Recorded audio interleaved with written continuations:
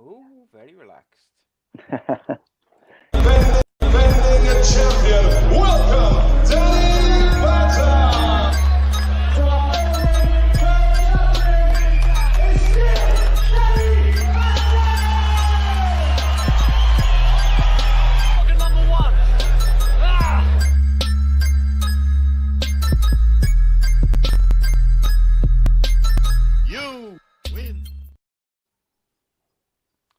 Good evening, ladies and gentlemen, and welcome to Ace Podcast Nation. I'm your host, Sai. This is the Danny Batten Show, episode number 25. We are talking last night's UFC. It's not going to be a really super long show today. We're just going to talk about the UFC from last night, have a little chit-chat. First of all, I will address the elephant in the room. It's only me and Danny this evening. We were hoping, Oban Elliott, Cage Warriors undefeated fighter, was going to join us. Unfortunately, he had to pull out right at the last minute, which was a shame. But he's going to be joining us next week instead. And all efforts to find someone last minute as a replacement were unfruitful, which is a shame. But, you know, it's such is life. And, so it's just we're going old school. Just me and Danny talking UFC like the good old days. And Danny is laid on his bed, so I think that the new podcast name should be In Bed with Danny Batten. I think. Hey, so I'm telling you, that's on a lot of people's bucket list. That one. Well, there you go, mate. That is. I think that's a cracking name for a podcast. I gotta say, yeah, I think that's open to all comers. Excuse the pun. Oof. But yes, that was former Cage Warriors champion, UK MMA legend, Mr. Danny Batten, that you just heard there. How are you, mate? You okay? Yes, doing good, man. Yeah. Good week. Are we open for business this week? Yeah. I mean, still waiting in regards to the gym, but there's some strict criteria for pro athletes to train, so that's kind of looking good and looking up for us. Indeed. Very enjoyable UFC show last night, actually. I very much enjoyed it. It had all sorts going down. Some really good fights, some quick fights as well. Yeah, Jesus. Yeah, so the prelim, the first three fights of the night were literally it's the first time ever that the first three fights of a UFC event all ended within 1 minute. The craziness. Total fight time for the first three fights of the night were 113 seconds, which is that is unbelievable, really, when you think of it. You don't see that very often. No, so obviously we normally focus on the main card, but seeing as the prelims were so ridiculously quick, but also obviously without Oban, there's only the two of us talking about it. So we're going to talk about the prelims as well as the main card. But what were your overall thoughts of just the show generally? No, I've actually thought it was really good. So it's lacking a few of the top tier names, but it didn't disappoint regards to performances. I think there's some really good, interesting matchups. And like we've already just covered, there were some fast finishes, which it's always exciting to see, whether they're knockouts or submission. They're always exciting to get some coverage on. So a nice mixed bag for the night. I enjoyed it. Yeah, 100%. Gaz says there, disappointing no Oban. He was looking forward to him. OG Styley with Sai and the Legend. And indeed. Peaches says, hope you're all good. Women's lower card fights were badass. I thought the women's lower card fights were very, very good, actually. Yeah, I enjoyed them. Yeah, it was really good stuff. And Rai, who's got his own YouTube channel there, says thanks for sending questions, because he had Andy Campbell on his channel earlier. Okay, so we'll start with the prelims. So we started off the evening with Christian Aguilera defeating Anthony Ivy via TKO strikes at 59 seconds of the first round. Look, there's not a great deal to break down. It is what it is, isn't it? But I mean, they just started out fast, and the thing is, although they started out like that, they both had really tight form, but at the beginning, you can just get caught. It's just one of those things that can happen, but you can't take away from the fact that, it's just part of the thing, isn't it? What do? You can't shell up. You can't just footwork around and disengage. That's always the risk. Yeah, Paul Felder made an interesting point. He said he wondered a couple of times whether the difference in size of the octagon made a difference to how people were approaching the fights. And I think that's an interesting concept, because I believe that octagon in the APEX training facility, I think it's a bit bigger. Right. Obviously, so they can split it into sections when they're doing drills, probably, so people can, more than one pairing can work at the same time, sure. I would assume. But also then you've got the lack of crowd, smaller venue in terms of there's no seats and stadium. So there's all these things which, obviously go into how a fighter approaches the fights. But we'll see. We'll see. It was a fun show, and I enjoyed it. But yeah, Aguilera, he just caught him with a just really big 2-punch combination following. He caught him, didn't he, just above the ear, and then he kind of followed it up, and the referee, once he caught him with that first shot, he kind of huddled up quite quick. Which was kind of interesting, because the initial shot, which he backed away from, it didn't look like a huge, when you consider some of the shots we saw last week, some of the shots we see later in the night, it didn't look that, but you just don't know, do you? I mean, sometimes it can hit you at different areas around your face or head, and different people react different ways. And but sometimes, when it's so early on, getting caught like that just seems to knock you more dizzy than when you've sort of got your groove into a fight and you skimmed off a few shots. You've got to remember as well, right at the beginning, you're going to have full rigidity in any of those shots, and so maybe that sort of adds to it as well. One of the things that we do quite often is we do a lot of no-gi grappling rounds before we step in and do our MMA rounds, and that way we've noticed that there's been a lot less injuries. But if you stick people in who are fresh, you're more likely to get those unfortunate cuts and people getting knocked dizzy and so on and so forth. So I think it's just the way it is on the fight night, but in terms of how we do our training, we try and do our training where we try to take the little sting out of the tail, so to speak, so people can train a little safer. Yes, and a lot of these fighters as well are coming in with not a great deal of training. They've probably done a lot of fitness, but some of them, haven't done that much in terms of sparring. So you just don't know how that affects it. The next fight was Zarko Adeshev versus Tyson Nam. I thought Tyson Nam, the way he finished this fight was really impressive. Gaz says in the comments that it looked really, like a bad KO, because he KO'd him whilst, off balance from a leg kick. He received the leg kick, and then as he reacted and kind of checked it late, he threw I think it was a right hand, and just knocked him clean out. And then I think it landed quite low on the face from what I can tell. I'm trying to look at the replay of it now. He just punched it down the center there, and it just hit right low on the jaw. It was a proper KO, because the guy's arms went rigid. He was proper sleeping there. Do you reckon it would have been a little bit quicker, because he nails him again when he's unconscious? And which fighters, they've got to do that to make sure, because if you let the fighter recover and then the ref doesn't stop it, it's for the ref to step in. Last week we saw those walk-off KOs by Cody Garbrandt and Sugar, and Tyson Nam could have walked off, couldn't he? But well, if you have a look, if you look at the slow-mo, he sort of lands, but it's not really got his eyes open. So I think he connected, and perhaps wasn't sure whether he's just knocked over rather than knocked out. And he just quickly followed. He only really landed one other meaningful strike on the ground, because it did look like he was trying to sit up. You've got to try and think in the perspective that it's his split-second decisions from a fighter's perspective as well.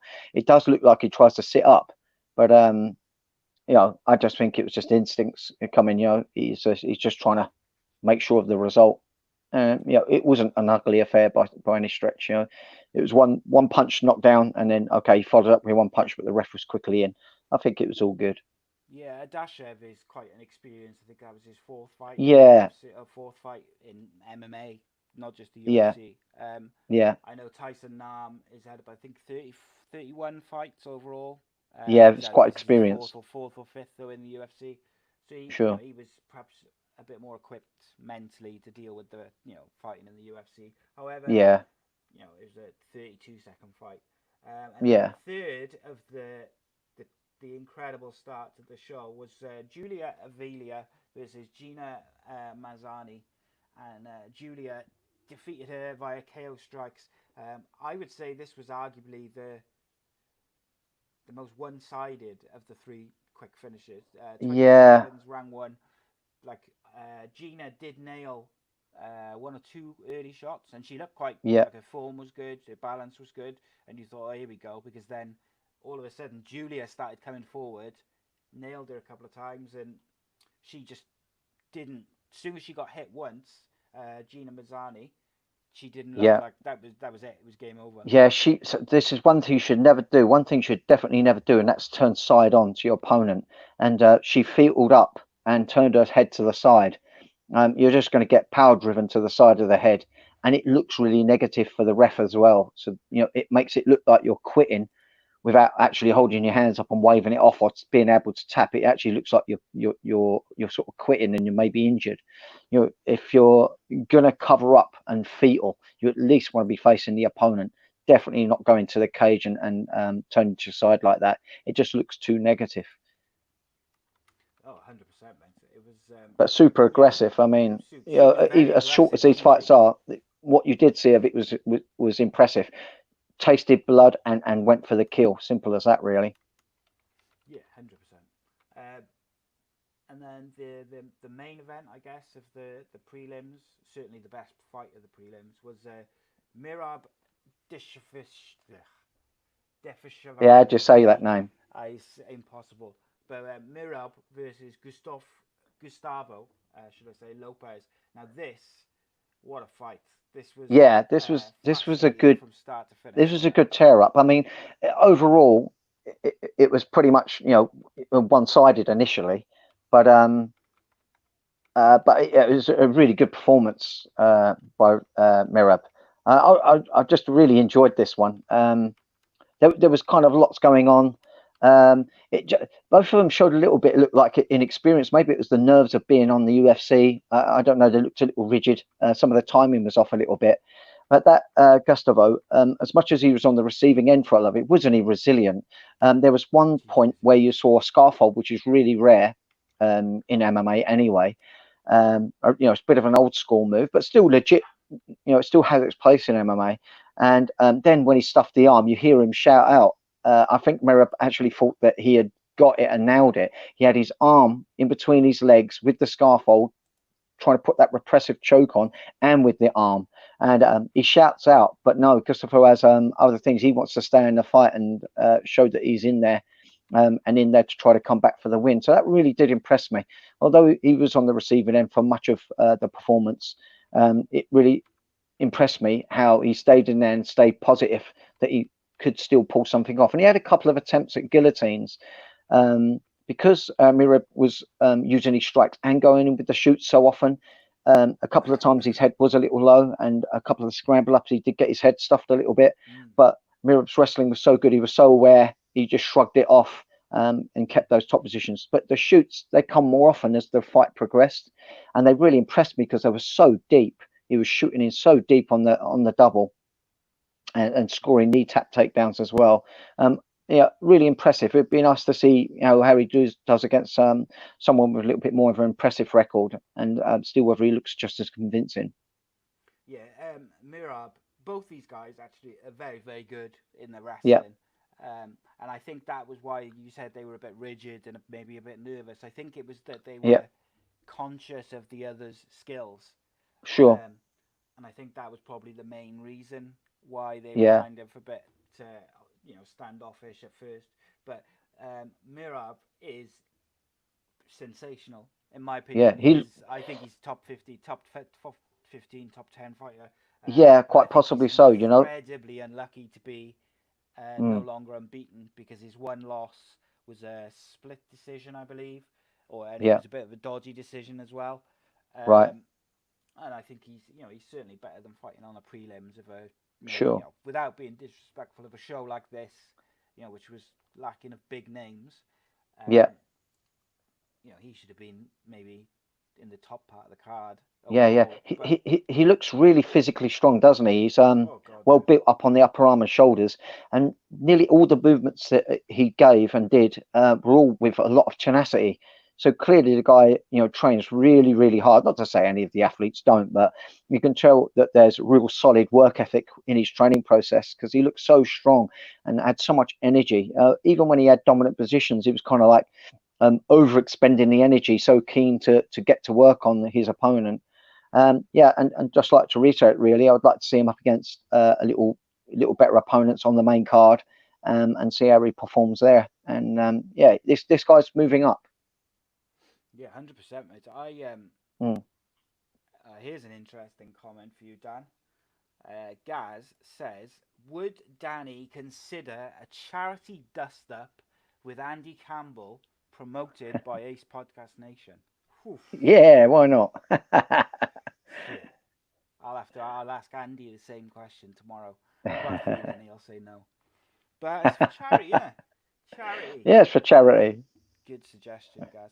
So I'll follow on from that, Dan. If someone offered you big money now for a fight, like a comeback fight, would you take it? Yeah, but not against a young lad. I did get asked a couple of years ago. I can't remember the guy's name they asked me to fight now, but he was like, I think, approaching 39, something like that, and I would have been around about 44, and it was to be on Bama, and I would say yes to someone around my age group, but I couldn't get the kind of training in to compete against these youngsters. They're so sharp now, and the levels moved on as well. In the comfort of my own gym, and people coming down just for a spar for a single round, I could still step in there with good level guys. But three rounds with someone hitting around their early 30s or in their 20s, Christ, come on. Mm-hmm. Yeah, I am realistic to the fact that I am older. Yeah. But that said, it's such an addictive feeling being in there, and I would get in there with someone, like I say, they've got to be over 40 years old, and then I would consider it. But certainly no come back to work at a career, and I don't think any promotion would have me in that stretch. So, but as a one-off, I might consider doing something like that. Never say no, I think, is the motto, isn't it? Yeah, that's it. Or never say never. So James says Andy might have a chance with all the Costa coffee he drinks. He's non-stop. Andy's got non-stop coffee in his hand. Just going back to Murab, I think like what impressed me, not just his his grappling, his wrestling skills. They're obviously world class. Look, we know that, but it's the speed of the transitions and the speed of thought and movement between each position, and he's like three steps ahead even of a guy like Gustavo Lopez, who's a very high level guy in that respect, and he was no match whatsoever. No, he was being beaten in all arenas, really. He was getting outgunned on the feet, definitely getting out wrestled. I don't know what the final stats was on takedowns, but it was pretty impressive takedown ratio. You can't take nothing away from the kid. It was a near perfect performance. He wasn't really on the receiving end of anything that Gustavo could sling at him. Although he was always in there. We can't take no disregard to Gustavo. He was always in there. He was always coming forward. He was definitely a valiant effort on his part, but Merrick was just another league above. He's definitely top 15 and maybe higher than that. But he just needs to prove that case by getting a better matchup. Well, not a better matchup, but getting a higher level matchup. Yeah, bigger name. I think, ironically, if he hadn't had that one loss on his record, which he probably didn't deserve, he probably would have had a bigger fight on this card. But that loss meant that he had to kind of rebuild his reprove himself. His run, and that's a shame Yeah. because you know, he's an incredible talent, an incredible Yeah, athlete. definitely And so. I really would like to see him get a good big name in the next fight and see if his skill set holds up against that top level guy, because I believe Yeah, that it will. it, But it until you it's see it, you really just don't know. it's really just to see, when no, very rarely at this level do you have a performance where you're the one just putting it on the other. Very rarely. So it would be nice to see where part of the rounds maybe don't go in his favor, how he goes about adjusting to that, to see what his really his overall fight IQ is, and how well his camp trains him. Yes. So next up was Maria Agapova versus Hannah Seifers. I thought Yeah, Agapova was exceptionally impressive. and she The looks so size much bigger. difference Yeah, was that's the incredible. Yeah, I mean, I really rate Sivas. She's really really good. But she just looked too small. She just looked too small, and you get a feeling that Agapova um, felt the size presence over her, and it's almost like she just didn't respect what might come back, and she just looked like she knew she was going to put her away if she just kept her foot down. Um, Really really impressive. What can you say? I mean, I don't want to take anything away from her by saying that Sivers was just too small for her, but that has to be kind of taken into account as well. I think this was the main issue there. I think Sivers has got the skill sets, but she just did not have the size. She looked overwhelmed in there. It was kind of sad to see Sivers struggle so much in there the way she did. But what can you do? This girl's not just gone 9-1 now. She looks like she's going to become a real contender in there, and we need this. The women's divisions are a little bit more sparse than men's, as we know, but there is new talent coming through, and this is another one that's coming through that looked like she could mean business in the next coming fights. Yeah, I think so. It's the finish was obviously beautiful, Yeah, and the way when she smelt blood and she connected with the kick, and she hit it with a couple of knees, and the way she yeah. got on her back and transitioned into the choke Uh, was it was a very nice exceptional. back take. Yeah, it was very, very Exceptional, I good. think. Yeah, it all started. I like the way she blended everything. She blended her striking. She got Sivers on the back foot. She got the clinch. She got on her back, and it was just clinical. It was like an MMA drill. Sometimes we do MMA drills where we do a sequence, and it was almost like that. It was like a sequence from the feet, landing that lovely head kick into a clinch, back take, choke, done, dusted. You can tell this was in a regime. It was just automatic pilot for her. Oh yes. I just noticed in the chat there that Andy Campbell is now in the house. He says, "Good evening, fellas. Great show as always, Cy and Danny." But Andy, you missed out. If you're on Facebook, you can't rewind. So Gaz in the comments said, "Would Danny consider a charity dust up with Andy Campbell promoted by Ace Podcast Nation?" And Danny said yes. So Andy, the ball's in your court. You know, ex-footballer versus MMA champion of the world. Seems like a fair fight. Raise a bit of cash. But a couple of people have said my volume is a little bit low. Can you let me know if that's better? I've just changed something. Can you hear me all right, Dan? Yeah. Yeah, I did notice. I didn't know whether it's because I just we did it at the gym last time, didn't we? And I was Yeah. really struggling to hear, but there was a lot of background noise. The gym is it's quite a big, vast space, so it was a little harder to hear anyway, I think. But definitely your mic's been a little bit more quiet recently.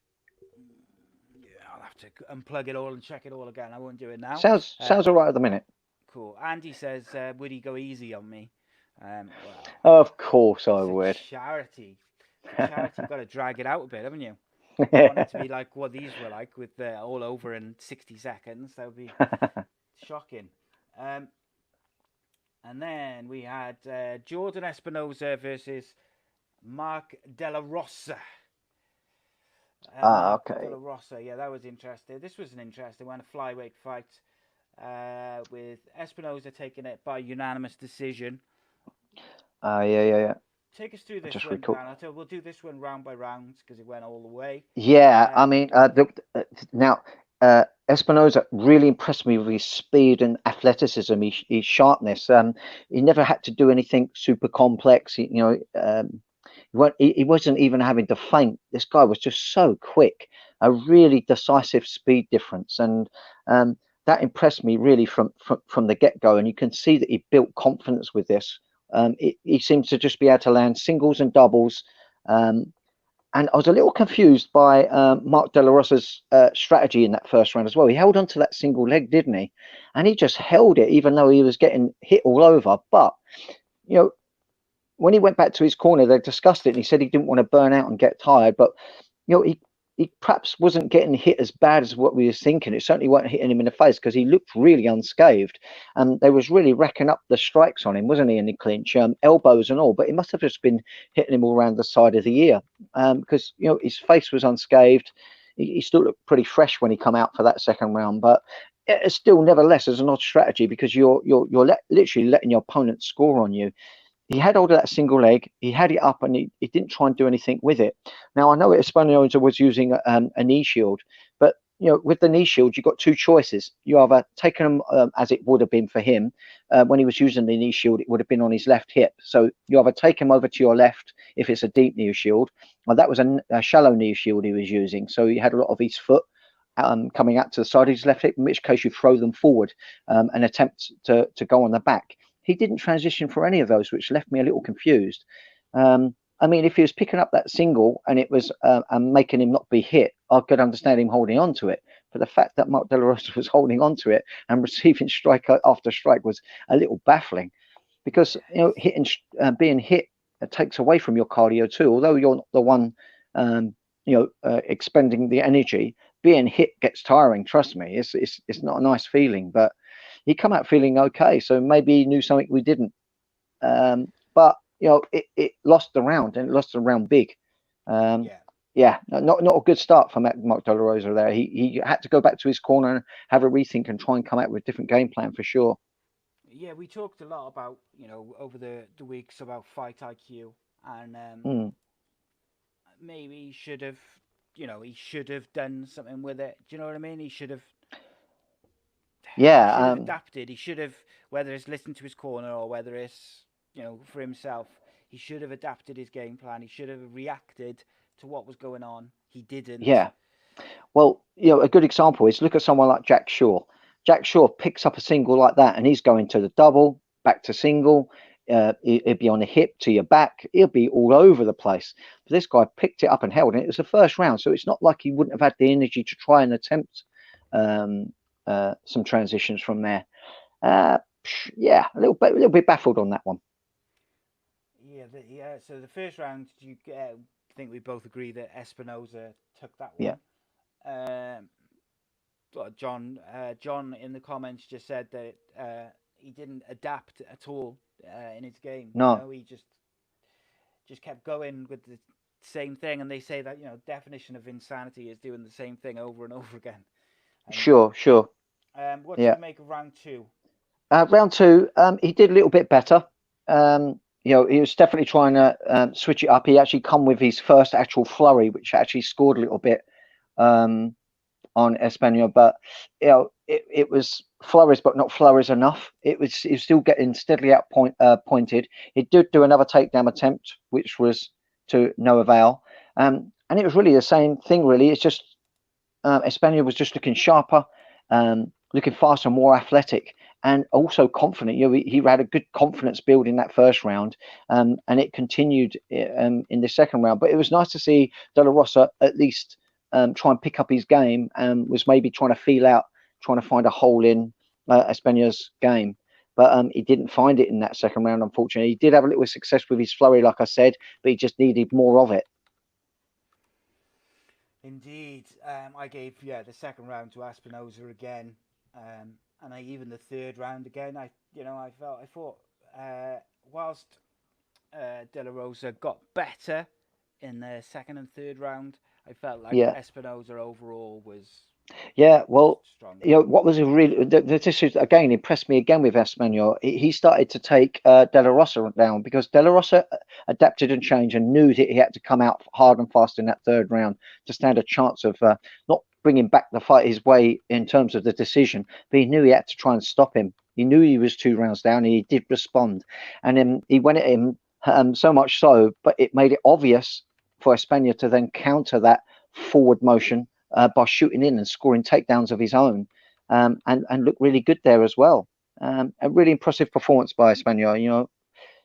De La Rosa's a tricky opponent, but he made pretty light work of him overall. He really did. Yeah, De La Rosa is no mug, is he? And No, Espinosa made it look fairly comfortable. I wouldn't say simple, yeah. but he was comfortable throughout. His game plans were fairly simple. There was nothing over complex what he did. He was just a sharper, more physical guy.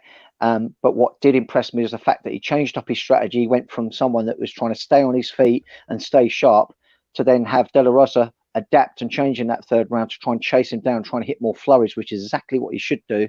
But it seems like either Espana as a fighter or his coaches suggested, hey, look, he's going to come at you now, get underneath him and get those takedowns and squash his attacks. And he did exactly that. And it was impressive to see. Yes, indeedy. Next up was Andre Fili versus Charles Jourdain. No, this was a good fight. This was a real exceptional fight, and I really very enjoyed it. close. Really enjoyed it. Very, very well matched. This is great matchmaking. Both looking similar physically as well. Both rangy looking strikers. And boy, did they everything they threw was with real intent, wasn't it? Yeah, it looked really harsh. Now, Jourdain really impressed me he was being southpaw opposite stance, and he was really stopping Philly's cross hand coming through by keep on hacking him to the body and to the head with that round kick. It looked like he even damaged his arm. It looked like it was getting quite swollen. And he's really impressing me. And so I edged it for Charles Jourdain in that first round. It just seemed a little bit more precise. Philly was definitely the stalker, definitely the one that was seeming like he was a slight bigger man, maybe a little slightly more powerful. But Philly was just getting connected on a little bit more crisper than Philly was connecting on Jourdain.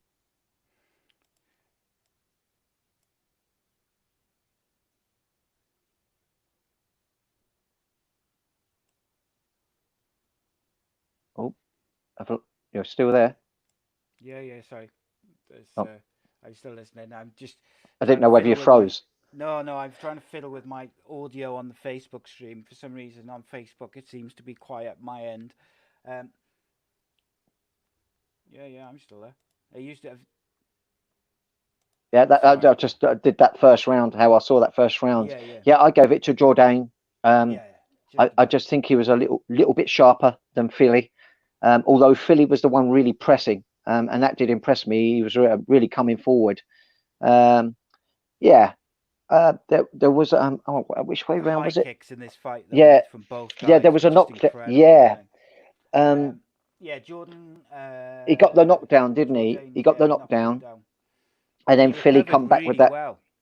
He did. He recovered really well, scored that takedown, but that takedown for me was a little bit too late in the round to take it back off Jourdain. But nevertheless, it was good to see that he's got a good chin, kept his wits about him, and was able to get on the back and do that takedown. And I think that's what ended up becoming the issue for Jourdain. Philly was just a little bit thicker set up the top of the body, a little bit taller, and I think he physically matched him with his techniques. Technically matched him with his techniques and his overall skill set, but was just slightly the bigger guy. And I think this began to wear on Jourdain. It was like he was hitting him with really nice stuff, but just couldn't seem to hurt Philly after that little first round bit that he had. And then of course you start seeing some of the takedowns from Philly, which was really, really good. Exactly right thing to do. When it is a little close, you just never know how the judges are scoring it.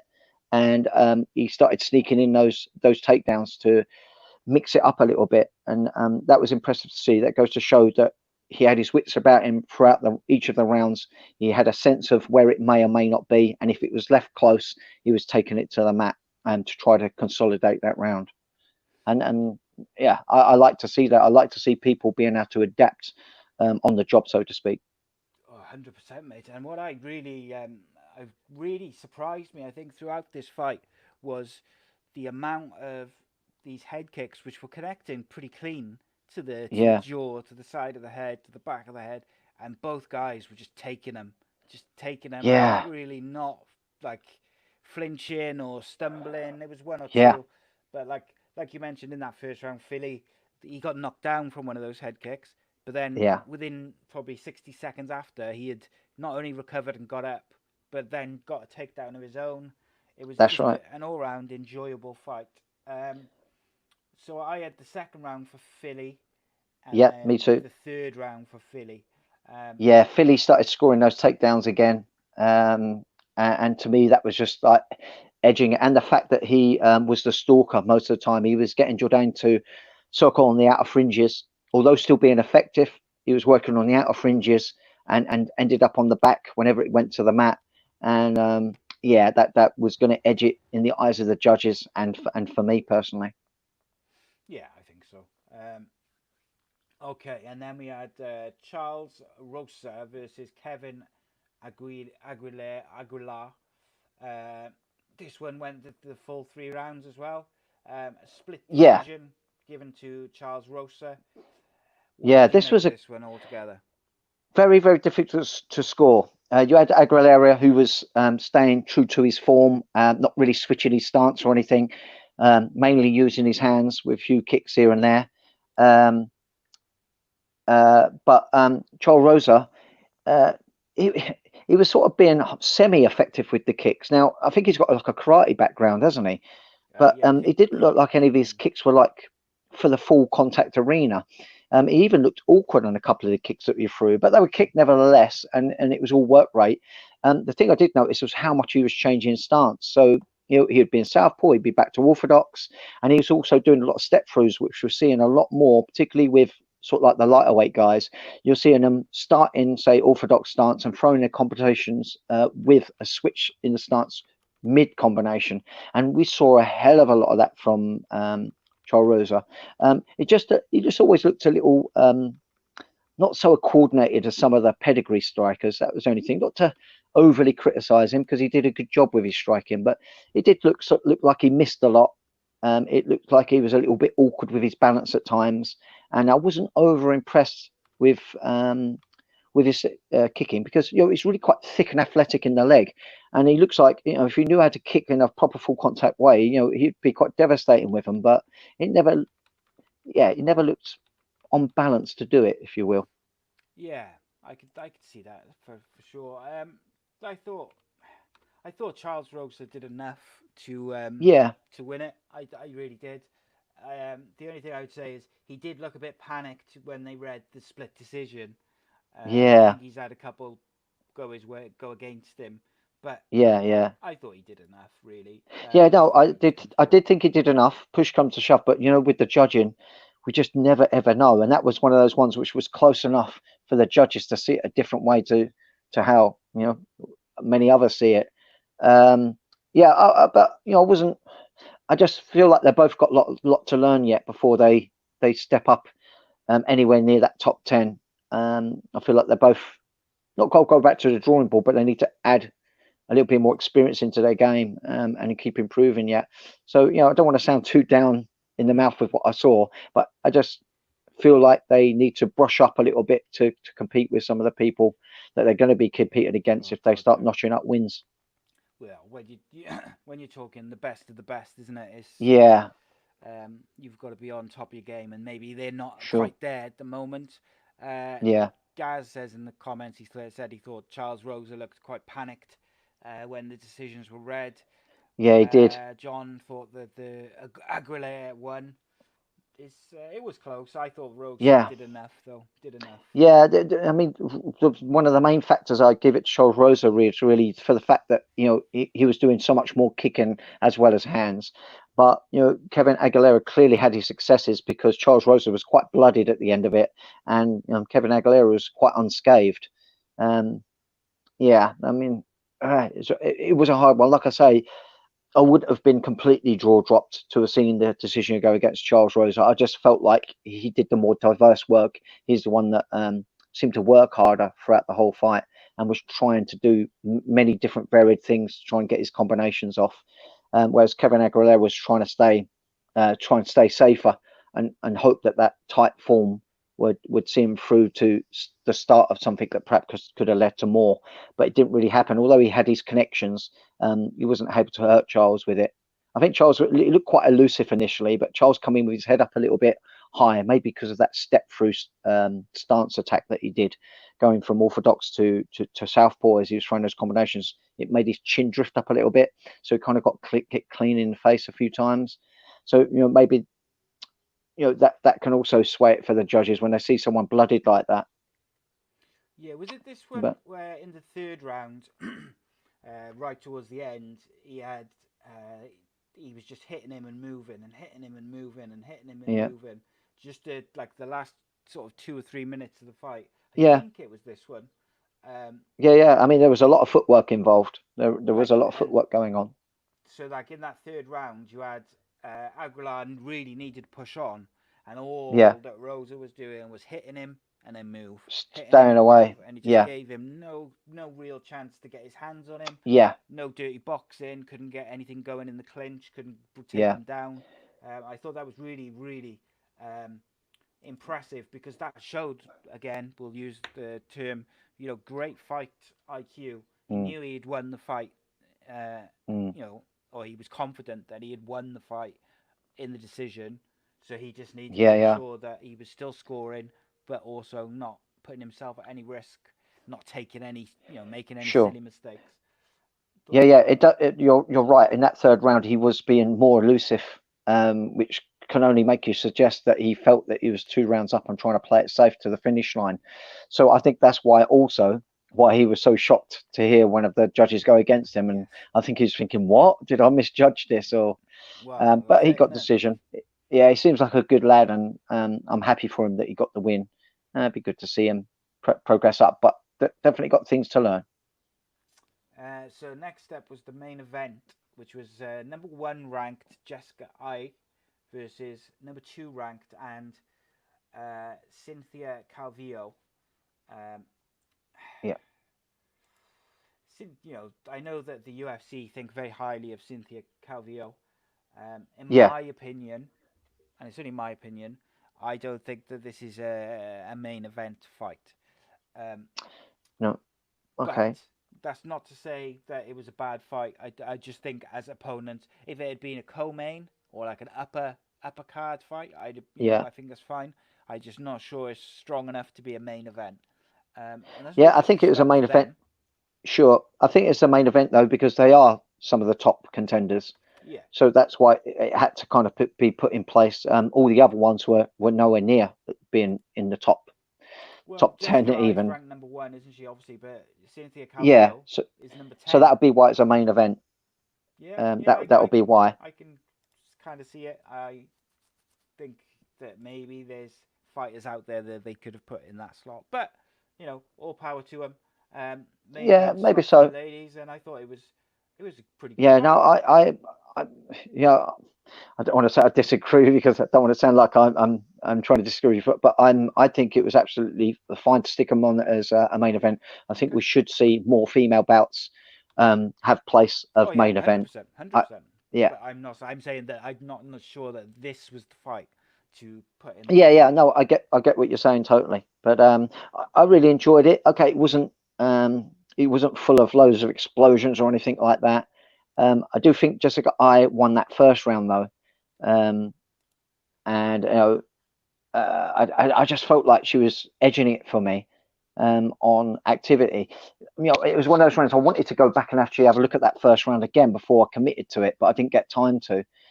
You was really hurrying me up. I know you like to be bang on time of late, but Calvillo looked like, her work rate was a little bit off in that first round. Yeah. I was surprised she come out with a slower start as she did, but maybe it was a feeling out round, knowing that she had 5 to suss out her opponent. So that first round, I gave it to Jessica Eye. How did you see that first round?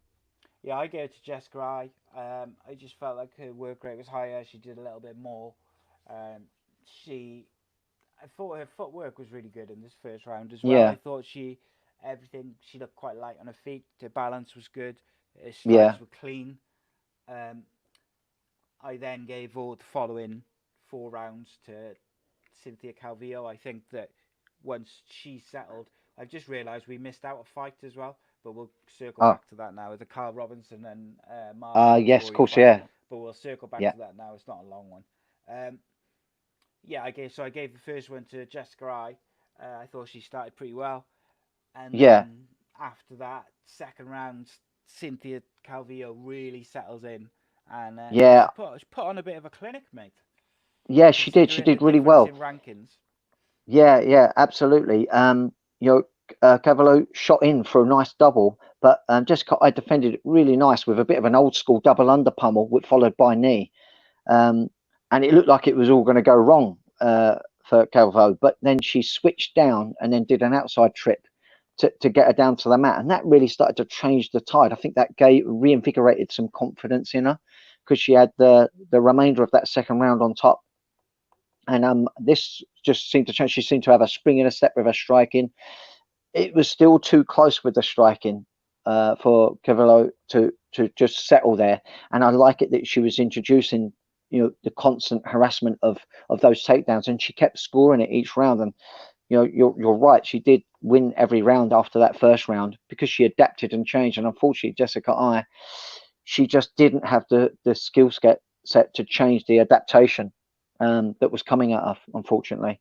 But she's still a good fighter in my eye, that Jessica Eye. She'll take a lot from this fight. It wasn't a disappointing performance by any stretch, but she has to just have a better understanding about stuffing that takedown and also pressing with her strikes a little bit more to take the energy out of someone who perhaps wants to take her down. Because Jessica Eye, she looked bigger, didn't she? I felt like she had the physical size, but she just couldn't get into a situation where she could make that a problem for her opponent, unfortunately.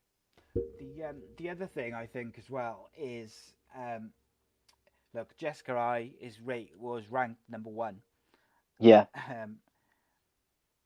If you're fighting the ranked 10 fighter, I know anything could happen in fighting, but if it goes to a decision, the ranked 1 fighter should be taking it, in my opinion. Yeah. Just generally, obviously, there's exceptions to every. A lot of people agree with that. So I think Jessica Eye will be very disappointed. Number 2 ranked Caitlin Chikagian tweeted out straight after the fight, or maybe even during the fight, that she'd like to fight Cynthia Calvillo. And let's face it, whether she's ranked 10 or wherever, if she goes and beats Caitlin Chikagian to be beating the ranked 1 and 2 fighters, then she's got to be getting a title shot. Yeah, absolutely. John says in the chat, he disagrees with me. He says that Cynthia's all-round game means that she's got so much potential. That's why she's main eventing the card. So there you go. Yeah. People agree with you, Dan. First time for everything, mate. First time for everything. But yeah, no, I thought Cynthia Calvillo took every round after that, and she did. John there has put it quite well. Her all-round game was very, very good. Yeah. She was still making it close on the feet, but for the fact that it's close on the feet, right, you try and steer it, you press them against the fence and try and score there to try and show you're trying to find another way to stand out. You don't leave it just to be close for close sake. You always try to win around. There's something I drum into my students. If it's close in a particular area, or you're certainly losing in a particular area, push it somewhere else. Try and change the direction. Try and change the flow of the fight. And try and win around in training. Try not to get in the habit of just sparring with your opponents, because what happens is you'll end up just competing the round and not really trying to push to win around when you come to compete. You have to keep trying to find a way to win all the time. Yeah, I think you've got to keep going, haven't you? So the final scores for that was unanimous decision, Cynthia Calvillo, 49-46, Yeah, 49-46, absolutely. 48-47. Yeah. Gaz asked in the chat, does Danny think that Cynthia Calvillo beats Caitlin Chikagian?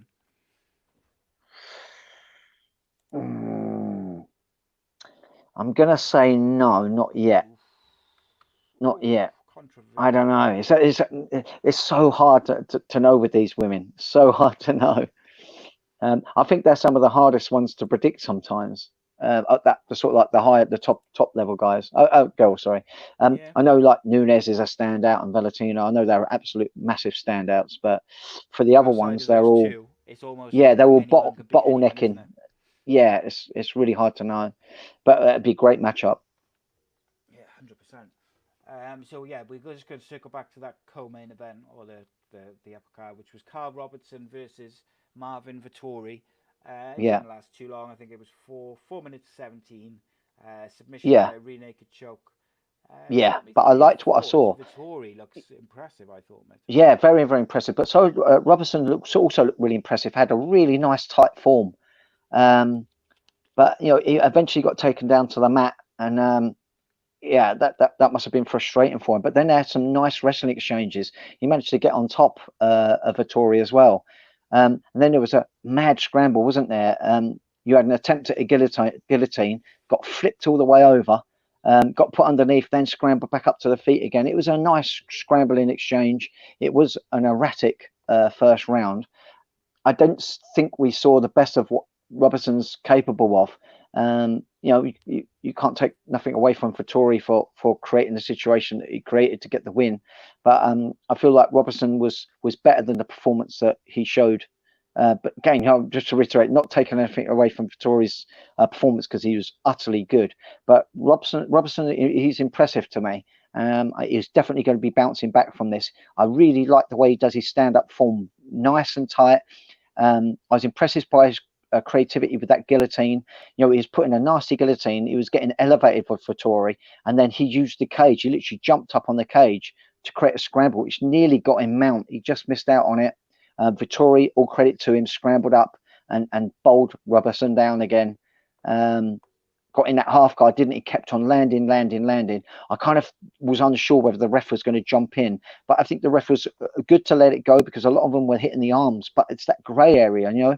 A lot of fights would get stopped because it's not considered intelligent defence. So kind of surprised it did go on, although I'm glad it did because certainly Robertson was not being hurt at this stage. But once he gave up the back, you know, that rear naked choke was in good. But you know, Vettori definitely kept feeling that guillotine. He kept wanting that guillotine. He touched on it again when he was on that ground in that last little exchange, but it just wasn't there for him. So he gave up on it. He went to that back position, and yeah, it was curtains for Robertson thereafter. Indeed, it was, and I thought Vettori was very, very impressive. So yeah, absolutely, he was. You know, see where they go with him next, really. Yeah. Got some sensational fights coming up next week, which we'll do some predictions for those next in a minute. We've got a couple of questions. Peaches would like to know, or says the UFC needs girls outside of Shevchenko and Nunes. Does the UK scene have any kind of up and coming women? Yeah, yeah. The women's scene over in the UK is a little quiet. I think the Irish have got a couple of really good females, haven't they? That are coming up through. It definitely needs more dressing. They definitely need injection of grassroots level girls coming up through the ranks. I think it'd be a good idea to get a lot more female matches on the UFC, maybe with even clean 0-0 records, and try to, you know, create some. Get them on the prelims. Yeah, and get girls gaining experience literally on the UFC. But you know, Dana's the businessman. Dana's the one that makes decisions on that. I think it'll be good. I think it'll help bolster the divisions and bring more girls up through. I'll just see that question come up. BST, yes, we have. We got Hayley Valentine. She's an exceptional grappler who's learning to strike extremely well as well. Unfortunately for her, she's always had to take matches out of her weight division. She's tiny. She's like barely over 5 foot, and you know, walks around at 50 kilos dead, and quite often fights girls a good number of kilos heavier than herself, which I think is part of the thing that holds back a little bit. There are female fighters out there, but the weight divisions, they're not stacked overall. Yeah, they're not of the same weights, and yeah, it's very, very difficult for them. And the other female, unfortunately, she's had children now, so whether she'll get back fully into MMA or I don't know not. if she'll see it as unfortunately, but Well, yeah, for the career, I mean, yeah, I mean, it was all a planned thing and that, but when you have a child, it's your life's never going to go back to normal as such, so it's quite a difficult affair. It absolutely does. Yeah, so Magdalena, she's another standout. But other than that, no, it's quite quiet on the female front. We have quite a few female BJJ competitors, but not many of them choose to go fully through with the MMA side of things. Oh, okay. So let's have a look at the bonuses for last night. So just before I go through these, what would you have given? So you have you got, what is it? Fight of the night, finish of I can't even think what they call them these days. Fight of the, what would you have given fight of the night to? Oh, I'd probably give that to Philly and Jordan, probably, yeah. Probably that one, that because that was really close match. Probably that one, or I mean, do you give fight of the night just because there was a really fast, really great submission, or do you give it because it was a good tear up? For the tear up, I would probably give it to Philly. Yeah, that one was. So what they did, it's either that one or, because the thing is with Merab and Gustavo, it was so one sided. Overall, he convincingly won each of those rounds.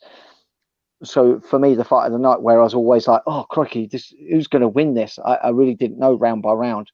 Would go to Philly and Jordan. Yeah, I would have gone with that as well. However, they didn't give a fight of the night bonus to the UFC. Instead, they handed 4 individual performance of the night bonuses. Okay. So 50 Gs went to Marvin Vettori for his victory, which right. we just discussed. Maria Agapova for her rear naked choke finish, which was exceptional. Okay. Christian Aguilera from the prelims, and Tyson Nam for their knockout victory. Nice. So you got a lot of smiley faces. Yeah, I gotta say, if I was Mirab, I'd be a bit peeved to not get the night after that was still domination. Yeah. He didn't finish it, I suppose. So yeah, maybe they won't finish it, but it is what it is, I guess. Okay, so next week we have what is it? Curtis Blades versus Volkov is the main event of the evening. Which is going to be a very very interesting little card next week, and then we've got some really big cards coming up. That UFC 251 card in, I think it's start of July sometime, is absolutely insane. Yeah. Obviously, we've got Modestus coming up on the 15th of July, which is going to be a good one for you. Are you going to definitely be there now? 100% going to be there? Yeah, it's all looking good that I am. So I'm going to have to find someone to step in your shoes to cover it. Which I'm sure we'll find someone. Sure we can get someone in. But that's not a problem. But yeah, that's got to be an exciting little experience coming up, mate. Yeah. So I've got inklings of what I might expect, but truly, I've never been out that way. I imagine this is going to be an experience of a lifetime to be out there. I really do. Yeah, and I take in one of your guys for someone you know well, and for a UFC debut, especially the type of fighter that Modestus is. He's so exciting, isn't he? He's so very dynamic, innovative. That if you're going to take a fighter out somewhere like that, across the other side of the world, and really, really experience something different, then that's the fighter. That's the kind of fighter you want to take, isn't it? Yeah, absolutely. Modesta is great. Nerves to Modesta is like food to a hungry man. He seems to thrive off it. He really does. Yeah, I can't wait. I'm gonna hit him up and later on tonight and see if Right. he'll give me like a little 10-minute interview. But you might be too Oh, he busy. loves to talk Modesta, so I know he I'm does, sure but he'll I just think jump to he's that. probably going to be doing a lot of media and stuff, so he might be too busy. But I'll ask him Yeah. anyway. Okay, so next week, main event, Curtis Blades versus Alexander Volkov. Then we got Josh I'm gonna Emmett go. versus Shane Burgos and Raquel Pennington. A couple of some big names on there. Yeah. It's gonna Let's be a have a good look who card. else is on the prelims. Anyone? Right, we'll stick to the main card for our predictions. Yeah. So we got a catchweight fight, 160 pounds. Jim Miller versus Roosevelt Roberts. Oh, is Miller past it or not? I rate Miller. I like I think Ah, Roosevelt's real good. yeah, he is. He is. And you know what? I'm gonna still go with the old school guy. I'm gonna go with Miller. Yeah, I think he's okay. still got some fight in him. What's weird is they're both lightweight fighters. So why do you think they're doing it at catchweight? Maybe because of everything that's going on, they've not been training it as much. You can only but think it was that. Interesting. I'm going But to go with yeah, Roosevelt Roberts for that one. yeah. And then we got a welterweight fight between Lyman Good and Belil Muhammad. Let's go Balil. Yeah, I think he was where Belil was where I was leaning towards.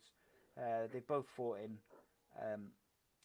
Bellator as well. They're Yeah, pretty experienced. But I'm going to go with Lyman Good. They call him the American Cyborg. He yeah, was the inaugural Bellator welterweight champion as well. So yeah. I'm going to go with Lyman Good there against your Belil. Women's bantamweight, Raquel Pennington versus Marion Renoir. Yeah, I'm gonna go Pennington. That's a tough one because I think Raquel Pennington has got potential to be a real top level fighter, but Yeah, she does seem to, I don't want to say fail, but she does seem to not pick up those victories when the big when fight it comes. matters. Yeah. Yeah, she'll have a little streak, and then maybe when the Then big one fall, comes, trip over. Yeah, it just doesn't quite get there. I think the Um, same. However, Marion's relatively inexperienced with regards to the UFC. She's ranked number 10. I'm going to go with Marion just for the sake of going to the opposite Okay. of you then. Yeah, Co-main event is the featherweights. It's Josh Emmett versus Shane Burgos. I'm gonna go Emmet. Ranked number 9. He was in the Ultimate Fighter, I believe, wasn't he? Was Yeah, one of the Ultimate Fighter seasons? I think he was. He's fought for a few different promotions. So this is 9 versus 10 in the rankings. So again, I'll go with Shane Burgos just for the okay. thing. But that one, I think you could peg either, and there's not much in it. And then the main event, heavyweights. We love a good heavyweight brawl.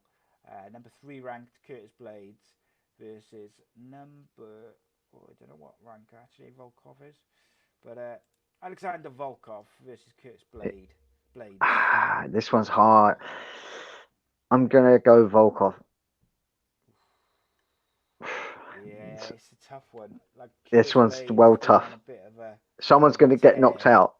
Yeah, well, I think that's likely.